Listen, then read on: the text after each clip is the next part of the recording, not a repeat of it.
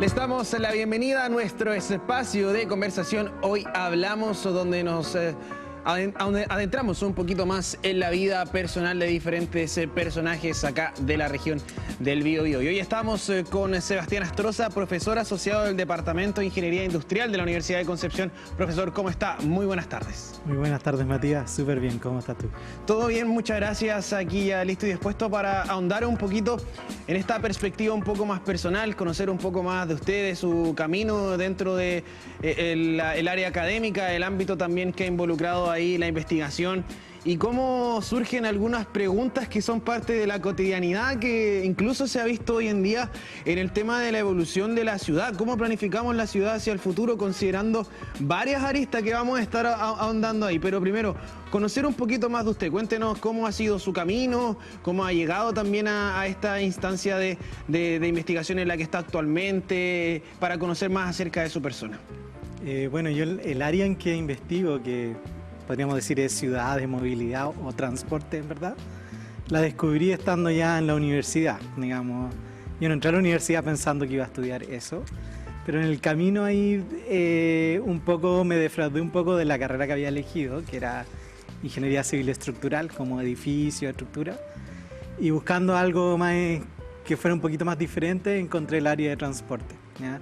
Lo que a mí me motivó a estudiar transporte, y a fin de cuentas a lo que me dedico, es que uno le dice en transporte, pero no es el transporte de cajas de tomate, digamos, es el transporte de personas que toman decisiones, que cambian sus decisiones, que consideran cosas que nos cuesta modelar, que nos cuesta entender, digamos, todas las personas somos muy complejas, digamos, y eso fue lo que me motivó a estudiar transporte y ciudades y movilidad, pero fue un camino un poco indirecto, por así decirlo. Yo entré a otra cosa y un poco desilusionado me motivé por estudiar transporte. Y ya estudiando la carrera me gustó mucho. Y a mí siempre me había gustado hacer clase, digamos, desde que tengo memoria que me gusta hacer eso, digamos. Y investigar también. Pero investigar no es algo como que uno siendo joven diga, oh, a mí me encanta investigar, ni nada por el estilo, sino que uno tiene como curiosidad de hacer preguntas, de buscar respuestas, y a la larga uno se va metiendo a la academia y va aprendiendo cómo hacer esto de investigación. Y a mí también me gusta mucho, y esas son las dos cosas que me gusta mucho hacer, digamos, hacer clase y hacer investigación, y es la razón por la que, claro, soy académico y aplicado, todas las cosas que yo investigo son aplicadas en el área de transporte, ciudades, personas, que es las cosas que me interesan. Hay hartas preguntas que emanan de aquí. Bueno, sobre todo en el tema, ya lo habíamos esbozado un poquito al inicio, de cómo pensamos nuestra cotidianidad, el tiempo, distancia. Son decisiones diarias, por qué ruta nos vamos, qué camino tomamos, si tomamos el transporte público, si tomamos el vehículo particular. Ahí hay harto que influye a la hora del traslado incluso. Por ejemplo, en algunas ciudades del mundo son horas de traslado desde la casa hasta el trabajo, del trabajo a la casa. Acá en la región del Biobío tenemos una particularidad que no es tanto, al menos el traslado dentro del Gran Concepción, a diferencia de en otros lugares del planeta. Incluso podemos ser más majaderos, a diferencia de la capital. ¿Cómo también se estudia esto? ¿Cómo nace este interés de poder también ser parte de los cambios que son avances hacia el futuro desde la perspectiva de la investigación, de la academia, pero que impacta de forma directa en la ciudadanía? Claro, a ver, la ciudad de Concepción, o digamos, hablemos del Gran Concepción, yo lo encuentro bien particular porque, como tú dices, las distancias no son tan largas. Bueno, hay en algunas comunas que sí, las distancias son bien largas, especialmente, no sé, hay cosas emblemáticas, como por ejemplo venir de Coronel a Concepción, pueden ser varias horas en algunos casos, digamos. La otra gracia que tiene nuestra ciudad es que el transporte público tiene un papel importante. Y eso no es algo que ocurra en todas las ciudades en general, ¿ya? Y yo creo que es la clave un poco para seguir planificando nuestra ciudad, digamos, pensar de que las ciudades en general, incluida la nuestra, debo admitirlo, están pensadas para el automóvil, y el diseño de ciudad tiene que ser para algo que no sea el automóvil, porque el automóvil es el modo de transporte más ineficiente, uno de los más ineficientes que hay. Y una de las cosas que yo diría deberíamos apuntar es justamente mejorar el transporte público, aumentar su estándar, y eso va a hacer que nuestra ciudad ande mejor en ese sentido.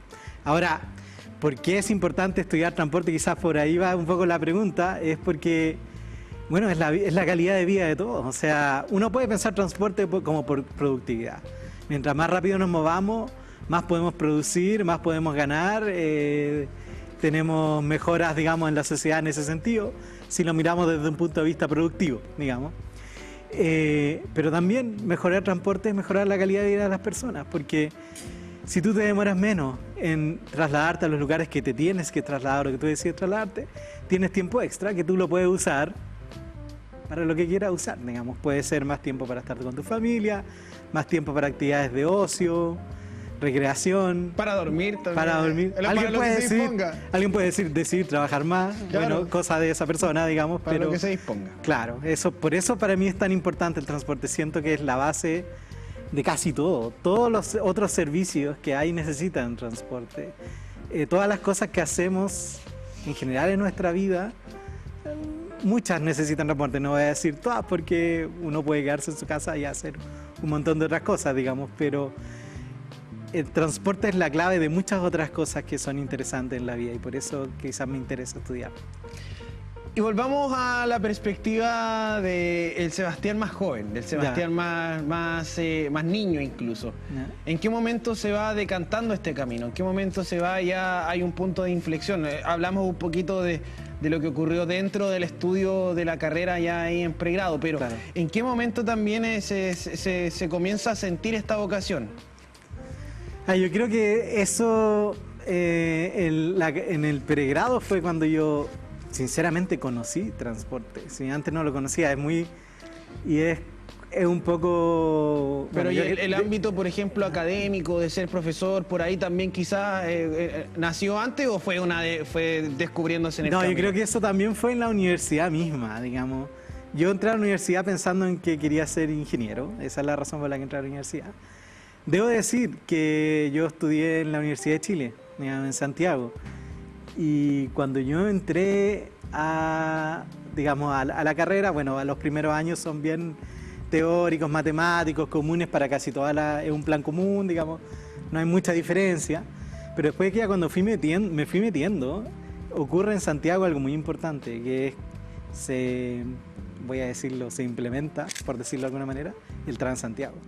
En aquella época. Entonces, claro, fue tema importantísimo, mirando para atrás. Iván Zamorano Claro, con Iván Zamorano, claro, de los spots. Dando el anuncio. Bueno, y pasó lo que pasó también, sí, tampoco claro, fue un cambio drástico, salen las micro amarillas, entra el Transantiago y la gente perdísima. Claro, entonces ahí empezaron a aparecer ingenieras de transporte en la tele, digamos, empezó a ser importante, la gente se empezó a dar cuenta, por lo menos en Santiago, de que es súper importante planificar el sistema de transporte público, porque si lo hacen mal, si hay errores, si no se piensa bien, al final terminamos teniendo grandes problemas como lo que ocurrieron en Santiago en ese entonces. Entonces ahí un poco la carrera también se empezó a hacer bien conocida, por eso mismo yo tenía, después entré a estudiar transporte en esa época, ya estaba estudiando transporte y yo pensaba, en verdad no lo decía tanto, de que ser ingeniero en transporte era como ser director técnico de la selección chilena, ¿no? Porque yo me imagino, nunca he sido director técnico, pero me imagino que los que son directores técnicos de la selección, a cualquier lugar que van, alguien y dice, yo te tengo la solución, tenéis que meter a o tenéis que hacer esto. Lo mismo nos pasaba a los de transporte en esa época. Al lugar que iba, como estaba la embarrada con lo que había pasado, llegaba alguien y me decía, lo que tienen que hacer es esto, o no han pensado hacer esto, digamos. Claro. Y la gente se empezó a dar cuenta, claro, que es súper importante. Y era obvio, siempre había sido así. Todos y todas, yo digo, somos expertos en transporte, porque todos y todas, los que salimos de casa, decidimos usar un modo de transporte, tomamos esa decisión, algunos más conscientes de otros, con más detalles que otros. Pero yo creo que lo que yo estudio es muy importante, está presente en cada persona. Digamos, eso es un poco lo que me motiva también a seguir estudiando esto.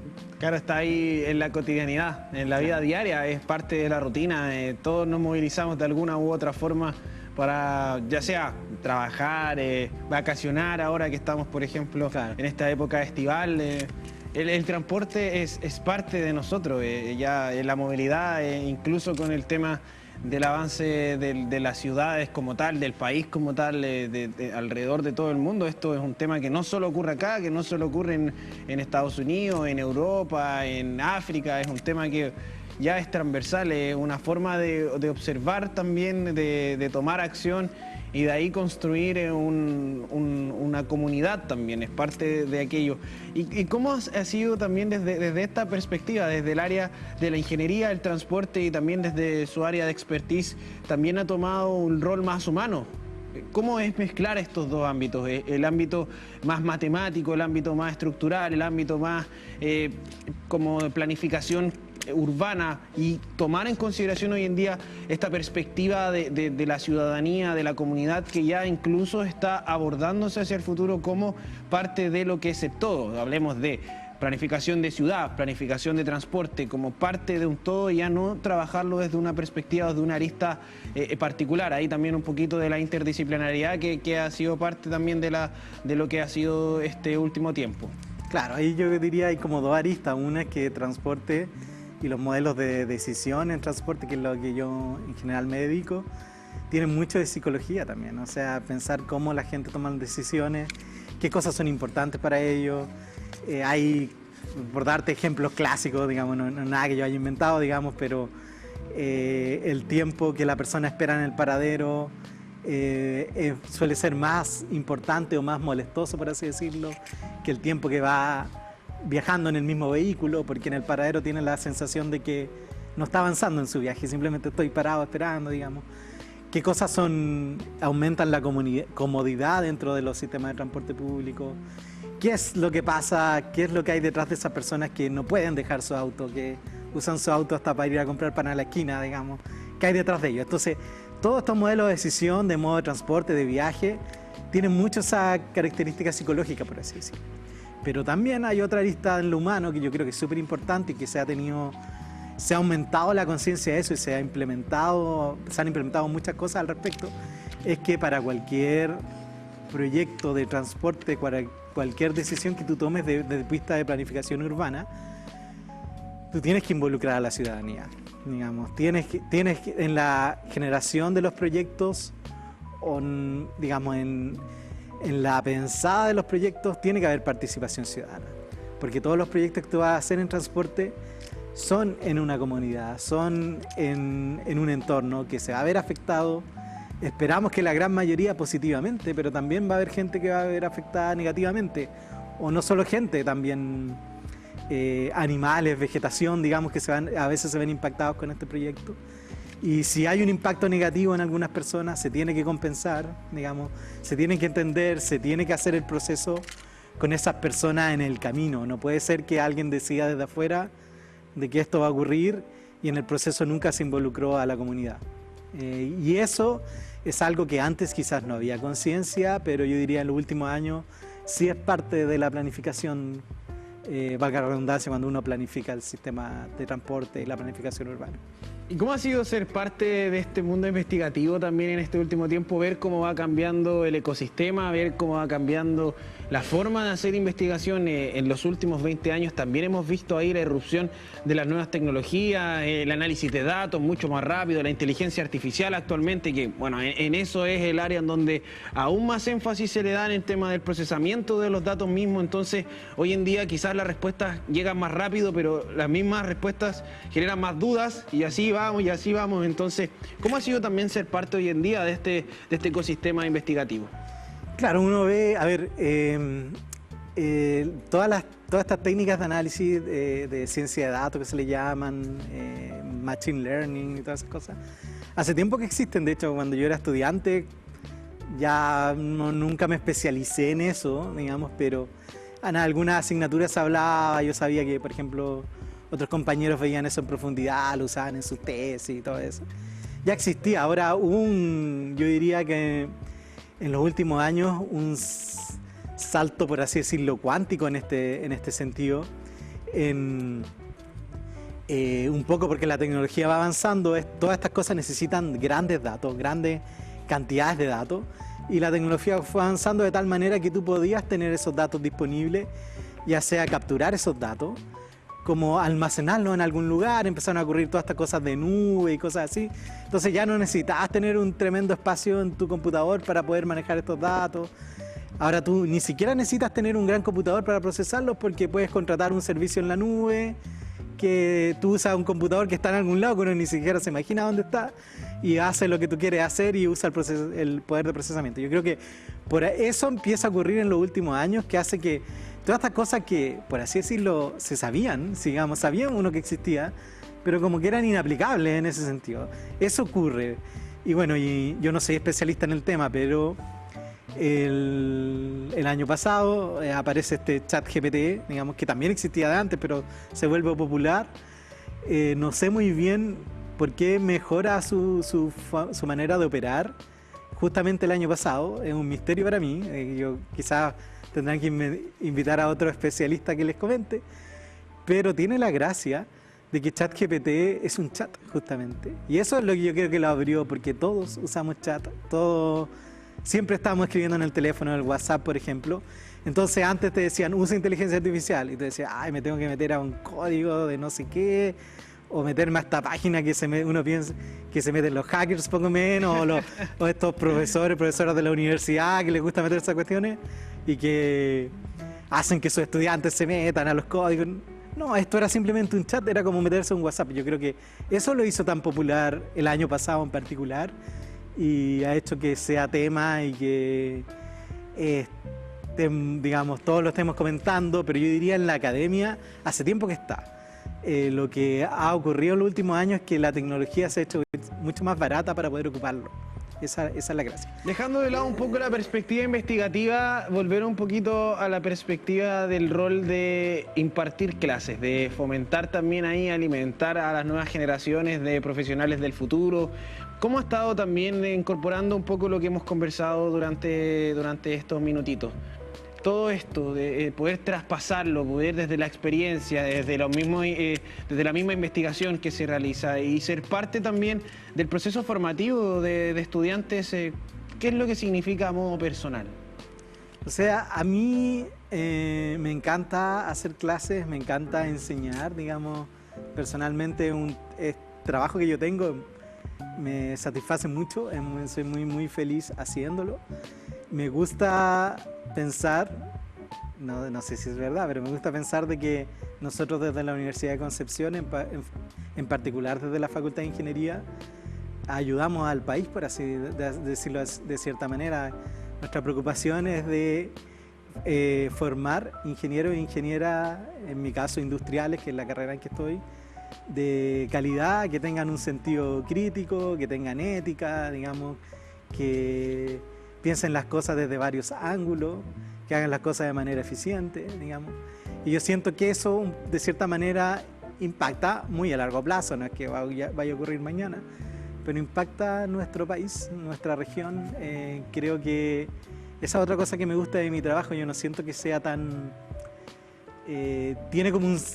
Para mí, y en lo que me gusta, tiene como un sentido superior en el sentido de que estas personas que yo estoy tratando de formar, algunos mejor que otros, digamos, con algunos logro realmente conectar y enseñarles lo que quiero enseñar, con otros que quizás se lo toman más a la ligera, no tanto, digamos, pero trato de hacer un impacto en nuestro país, en nuestra región, a través de la gente que formo, digamos. Eso es lo que a mí me gustaría pensar que es así, ¿no? La verdad es que no tengo los datos para mostrarte que eso es así, digamos, pero eso es lo que me gusta a mí pensar, así yo lo veo, como es muy importante que yo forme, o que formemos todos, no es un trabajo personal mío, digamos, es toda una facultad, digamos, la que lo hace.